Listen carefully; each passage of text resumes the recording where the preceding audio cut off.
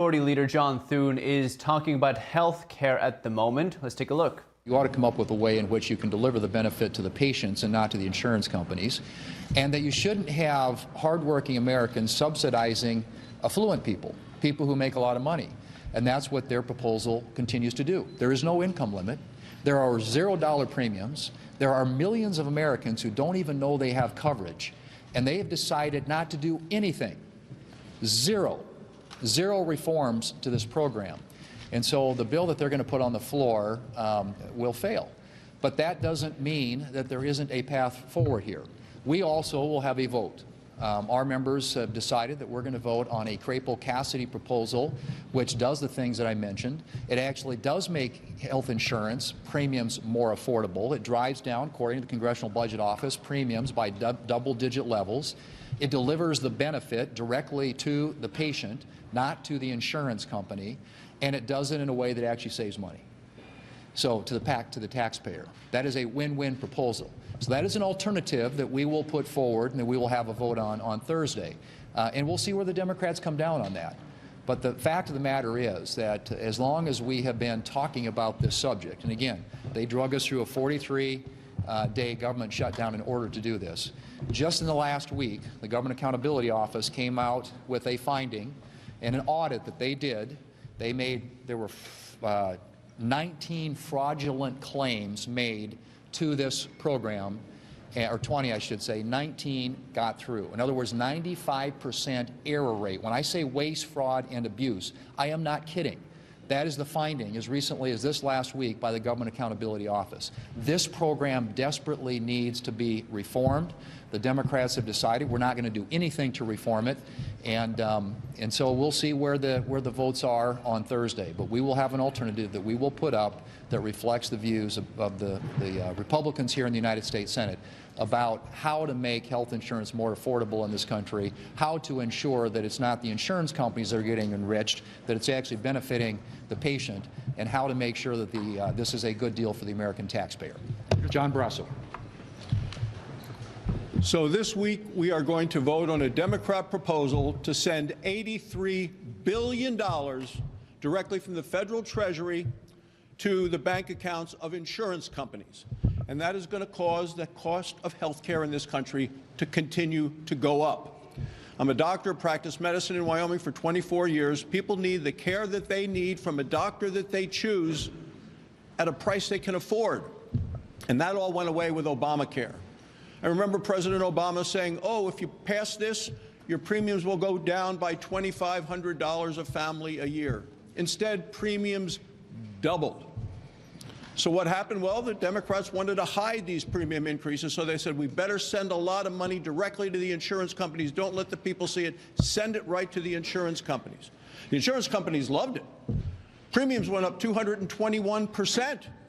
And the stock of the insurance companies went up 500% to 1,000%. That's what happened with Obamacare. And now at this point, over 90% of premiums are subsidized by the federal government. Obamacare was always pricey. It was never affordable. And then during COVID, people saw this and said, well, Democrats said, this is bad. Its prices keep going up. What do we do? They said, we need to put new subsidies on top of the old subsidies, and that is the Biden COVID bonus subsidies. Those are the ones that are expiring at the end of this week. What happened? Well, the Democrats chose that date for expiration, but they also removed any income limits. You can make $1 million a year, and you're still getting all the subsidies from the federal government paid in your name directly from the government to the insurance companies. And now they want to send another $83 billion. That's going to be the vote this Thursday. They're not going to pay any attention to the reforms that are needed because of the waste, the fraud, the abuse, and the corruption. And in just today's Washington Post, the editorial in today's Washington Post, Obamacare subsidies make it too easy to scam the system. That's what's happening. This system is full of waste, fraud, and abuse because they make it too easy to scam the system. Well, I oppose sending these payments directly from the federal government to the insurance companies. They shouldn't be rewarded for what they have done. Money should go directly to patients so they can make their own decisions. And that'll drive down costs, make insurance companies compete to the people that are actually paying the bills, the taxpayers. Make them offer things that those patients want to have insurance, not held hostage in the straitjacket of the one-size-fits-all that is Obamacare that is hurting our country today. Leader Thune, good afternoon.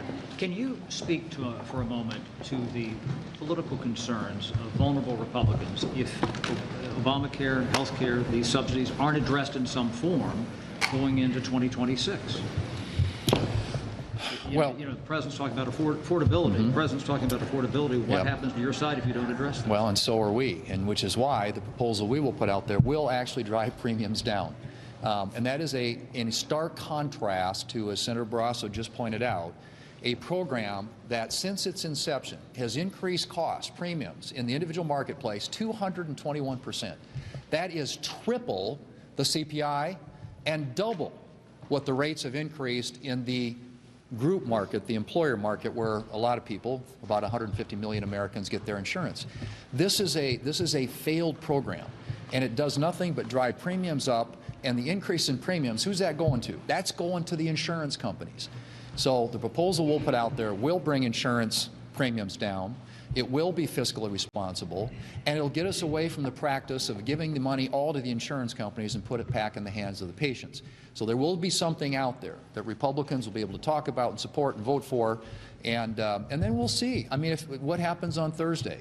Maybe there's some wise Democrats who will decide to vote for a proposal like that. But if there aren't, if neither proposal gets 60, then we'll see where it goes from there. But I do know that we want this issue, affordability, to be front and center. And the way to do that is not to extend for 3 years at a cost of $83 billion to the taxpayers a program that continues to drive insurance costs, premiums higher and higher for the American people.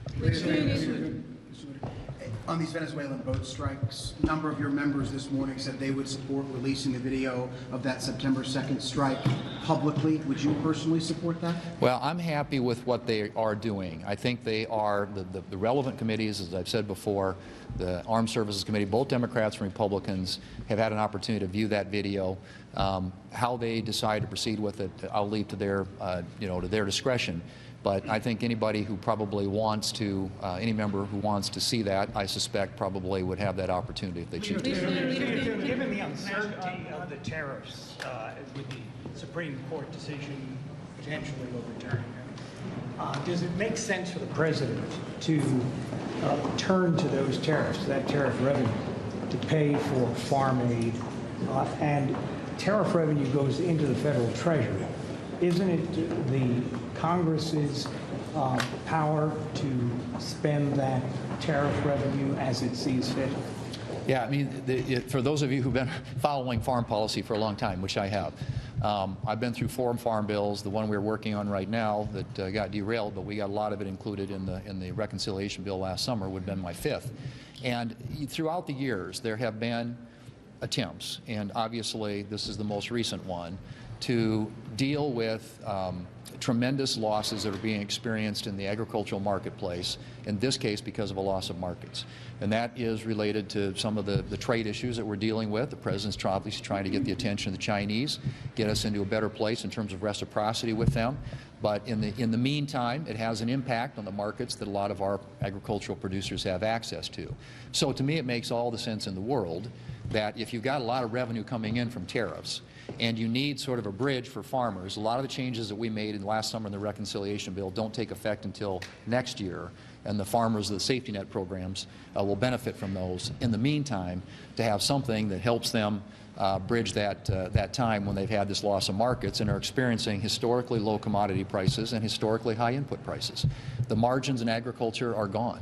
And I say that for corn and soybeans, other commodities, but those two in particular are where we've seen a real impact. And I think the administration's trying to respond to that and ensure that the farmers get to a time where we have that market is opening up again, China's opening up again, so hopefully this will be a bridge to the future. But I think what the administration did in terms of using tariff revenue to do that make sense. Just on the benefit vote strike again. I know you say that all your members have access to that video, but they're coming out with a dramatically different interpretation of that video.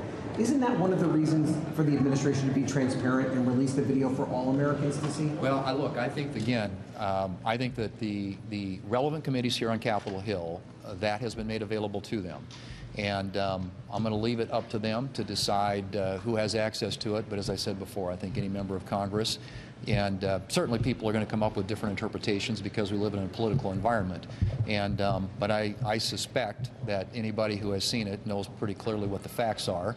And I'll leave it at that. I think that the relevant committees will make decisions about who has access to it. Back on healthcare, does Cassidy Crapo have unanimous support in your conference? And some of your members have also put forth temporary 2-year extensions of the ACA with changes with hide language with other reforms. Might those come to a vote as well? Well, we have other members, as you point out, who have their own proposals, and they, you have to ask them how they want to have those dealt with.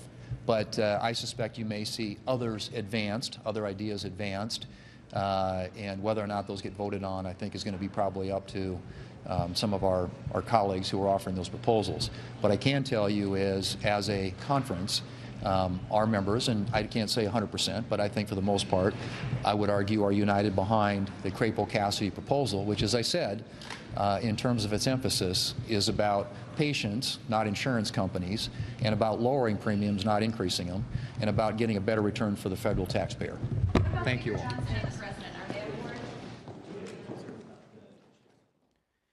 And that was Republican senators announcing they will unveil a plan next week on how to reform health care in the U.S. You heard Majority Leader John Thune highlighting priorities of lowering health care premiums and making sure that insurance companies are not unfairly enriching themselves at the expense of regular Americans. Now, enhanced Obamacare subsidies set to expire at the end of the year. Republicans now propose sending money directly to Americans to pay their medical bills instead of sending it via insurance companies. And after the break, we'll hear what Senate Minority Leader Chuck Schumer has to say on that health care issue. Stay with us.